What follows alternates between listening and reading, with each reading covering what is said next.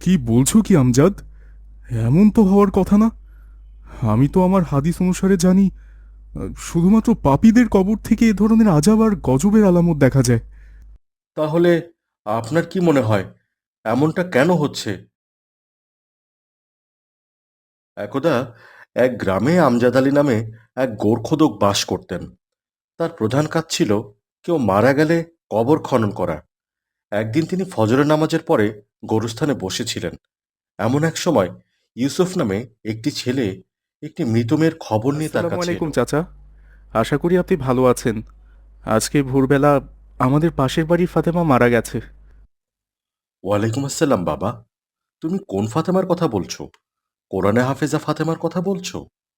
হ্যাঁ চাচা, আমি কোরআনে হাফেজা ফাতেমার কথাই বলছি। সকালবেলা থেকেই তার প্রচণ্ড পেট ব্যথা ছিল। ইন্নানিল্লাহি ওয়া ইন্না ইলাইহি রাজিউন। খুবই কম বয়সী একটা মেয়ে।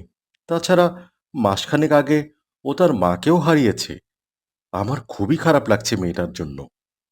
জি চাচা, মেয়েটা হঠাৎ করেই মারা গেছে। ও অনেক ভালো একটা মেয়ে ছিল। সে নিয়মিত ৫ ওয়াক্ত নামাজ আদায় করত, কোরআন তেলাওয়াত করত। তাছাড়া এলাকার সব ছোট ছোট বাচ্চাদেরকেও কোরআন শিক্ষা দিত। তাহলে তো আমার দেরি করা একদম ঠিক হবে না। যত দ্রুত সম্ভব কাফনের ব্যবস্থা করতে হবে। কারণ মহান আল্লাহ তাআলা বলেছেন, মৃত ব্যক্তিকে খুব বেশি সময় ধরে ফেলে রাখতে নেই। আপনি একদম ঠিক বলেছেন। যত দ্রুত সম্ভব হোক ওর দাফন কাফনের ব্যবস্থা করা উচিত। এরপর আমজাদ সাহেব সেখান থেকে কবর খোঁড়ার ব্যবস্থা করলেন। আমজাদ আলী একা একাই কবরস্থানে কবর খুঁড়ছিলেন। কিন্তু তিনি যখন কবর খুঁড়লেন, দেখতে পেলেন সেখানকার মাটি বেশ শক্ত। কী ব্যাপার? আমি তো কিছুই বুঝতে পারছি না। গত কয়েক বছর ধরে এই গোরস্থানে আমি অনেকগুলো কবর করেছি, কিন্তু কোনোবারই আমার কাছে কবরের মাটি এত শক্ত মনে হয়নি। যাই হোক, আমি অন্য একটা জায়গায় কবর খোঁড়ার ব্যবস্থা করছি। আমজাদ আলী যখন অন্য কোনো একটা জায়গায় কবর খুঁড়তে গেলেন, তার কাছে সেখানকার মাটিও বেশ শক্ত মনে হলো। কিছুই তো বুঝতে পারছি না। এখানকার মাটি তো আরো বেশি শক্ত।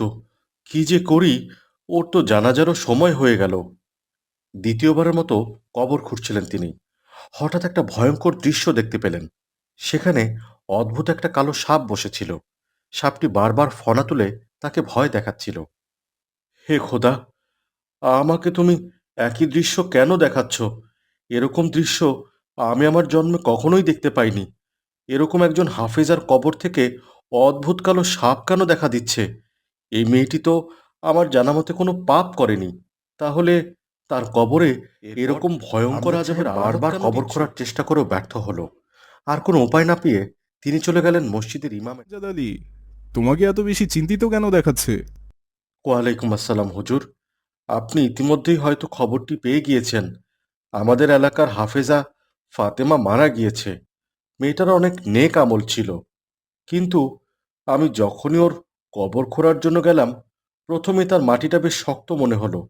উপায় না পেয়ে অন্য কোথাও কবর খুঁড়তে গেলাম। সেখানেও একই অবস্থা। কিন্তু তারপর সেখানে একটি ভয়াল সাপ দেখতে পেলাম। আমি সেখান থেকে তারপর দৌড়ে পালিয়ে এসেছি। কি বলছো কি আমজাদ? এমন তো হওয়ার কথা না। আমি তো আমার হাদিস অনুসারে জানি শুধুমাত্র পাপীদের কবর থেকে এ ধরনের আজাব আর গজবের আলামত দেখা যায়। তাহলে আপনার কি মনে হয় এমনটা কেন হচ্ছে? মেয়েটা কি গোপনে কোনো গুনাহে লিপ্ত ছিল, যার জন্য আল্লাহ তাআলা তাকে পৃথিবীতে শাস্তি দিচ্ছেন? এ ধরনের কথা বললে তুমি নফরমান হয়ে যাবে। মহান আল্লাহ তাআলা কেন এখন তা করছেন, তাদের এই ব্যাপারে আমাদের কথা বলা উচিত নয়। এখন আমাদের খুঁজে বের করতে হবে যে মেয়েটা কি পাপ করেছিল এবং সেই অনুযায়ী ব্যবস্থা গ্রহণ করতে হবে। যত দ্রুত সম্ভব আপনি এর একটা ব্যবস্থা করুন। তুমি বরং এক কাজ করো, মেয়ের কাউকে খবর দাও।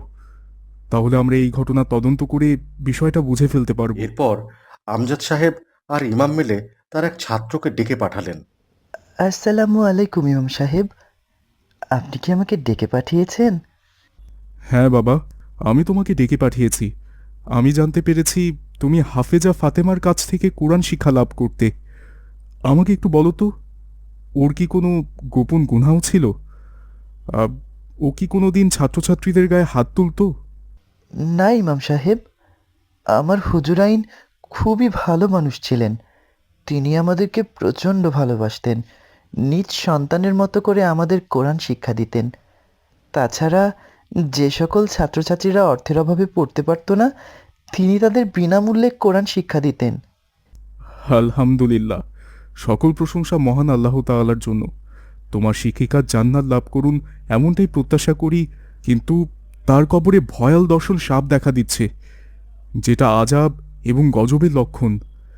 এজন্যই আমরা তোমাকে ডেকে পাঠিয়েছি। এই সাপের খবরটা এলাকায় সবাই জেনে গেছে, এমনকি একটু আগে আমিও জানতে পেরেছি। আমি জানি না মহান আল্লাহ কেন আমার শিক্ষিকাকে এমন শাস্তি দিচ্ছেন। ঠিক আছে, তুমি তাহলে এখন এখান থেকে যেতে পারো। আমরা খুঁজে বের করব কেন এমনটা হচ্ছে। এরপর ইমাম সাহেব আর আমজাদ আলী বসে বসে নিজেদের মধ্যে কথা বলছিলেন। ঠিক এমন একটি সময় একজন মেয়ে এসে উপস্থিত হলো। আসসালামু আলাইকুম হুজুর। আমার নাম আয়েশা। আমি আপনাদের কাছে কিছু জরুরি কথা বলার জন্য এখানে ছুটে এসেছি। সেই যে ছোট্ট মেয়েটি মারা গেছে, সে আমার বান্ধবী ছিল। আমি তার ব্যাপারে কিছু কথা বলতে চাই। হ্যাঁ মা, তুমি বলো তুমি কি বলতে চাও। তোমার কথা শোনার জন্য আমরা আগ্রহ প্রকাশ করছি। ইতিমধ্যে তুমি জেনেছো তার কবরে একটা কালো রঙের সাপ দেখা দিয়েছে। তুমি আমাকে সত্যি করে বলো, সে গোপনে কোনো পাপ করেছে কিনা। জি না হুজুর, আমার বান্ধবী অনেক ভালো মানুষ ছিল। তার জীবনে কোনো পাপ নেই, কিন্তু তার জীবনে একটা অপরাধের কারণেই আজকে এমন অবস্থা। আর তাই আমি আপনাদের এটা বলতে এসেছি। কি এমন পাপের কথা তুমি বলছো? আমি তো কিছুই বুঝতে পারছি না। তাহলে মনোযোগ দিয়ে শুনুন কি ঘটেছিল। ফাতেমার মা অনেকদিন ধরেই বিছানায় পড়েছিলেন। তিনি বিছানায় প্রচণ্ড অসুস্থ অবস্থায় দিন কাটাতেন। তাকে সেবা যত্ন করতে করতে ফাতেমা ক্লান্ত হয়ে গিয়েছিল। মা ফাতেমা, দয়া করে আমাকে এক গ্লাস খাবার পানি দাও। এক গ্লাস পানিও কি তুমি নিজে নিয়ে খেতে পারো না? সারাক্ষণ শুধুমাত্র আমাকে বিরক্ত করো। তোমার জন্য আমার জীবনটা শেষ হয়ে যাচ্ছে। কি বলছো কি তুমি মা ফাতেমা? আমি তোমার মা হই, তুমি এই কথাটা ভুলে যাচ্ছ? আমার প্রতি তোমার অনেক দায়িত্ব কর্তব্য রয়েছে। তাছাড়া আমি তো ইচ্ছা করে অসুস্থ হয়ে ঘরে নেই। আমি তোমার বাথরুম পরিষ্কার করতে করতে আল্লাহ তাআলার ইবাদত করতে পারি না। আমি বাচ্চাদেরকে সময় দিতে পারি না। আমার সব কাজ তুমি নষ্ট করে দিচ্ছ।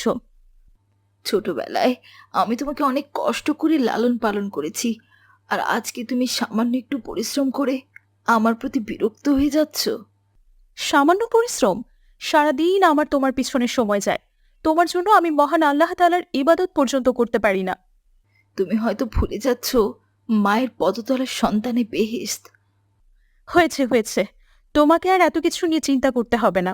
এখন দয়া করে মুখটা বন্ধ করো এবং বিশ্রাম নাও। এরপর ফাতেমা মহান আল্লাহ তাআলার দরবারে কান্নাকাটি করতে লাগলেন এবং বলতে লাগলেন, হে আল্লাহ তাআলা, আমি আমার মায়ের সেবা করতে করতে একদম ক্লান্ত হয়ে গেছি, বিরক্ত হয়ে গেছি।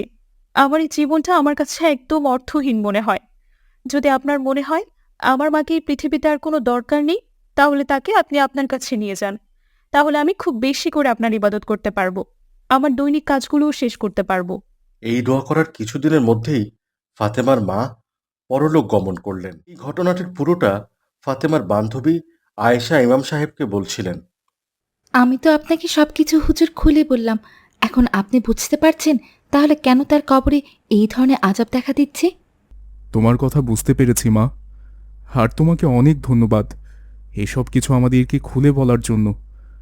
আল্লাহর ইবাদতের চেয়ে বাবা মার সেবা করা কোনো অংশে কম গুরুত্বপূর্ণ নয়। আজকে যদি সে তার মার সাথে এমন দুর্ব্যবহার না করত, তাহলে তার কবরে আযাব হতো না। তাছাড়া সে তার জীবনের যত ইবাদত করে আমল কামিয়েছিল সবকিছুই নষ্ট হয়ে গিয়েছে। বাবা মাকে দেখাশোনা করা পৃথিবীতে সবথেকে বেশি গুরুত্বপূর্ণ দায়িত্বের একটি। তবে এখন আমাদের কি সিদ্ধান্ত নেওয়া উচিত সেটা বরং ইমাম সাহেবই বলুক। কী সিদ্ধান্ত নেব আমি বুঝতে পারছি না, তবে মনে হয় এভাবেই লাশ দাফন করতে হবে। মহান আল্লাহ তাআলা সিদ্ধান্ত নেবেন ফাতেমার সাথে তিনি কি করবেন। এরপর সেই ভয়ানক কবরে তাকে দাফন করা হলো। এভাবেই মায়ের অভিশাপে একটি মেয়ের কবরের আযাব শুরু হলো।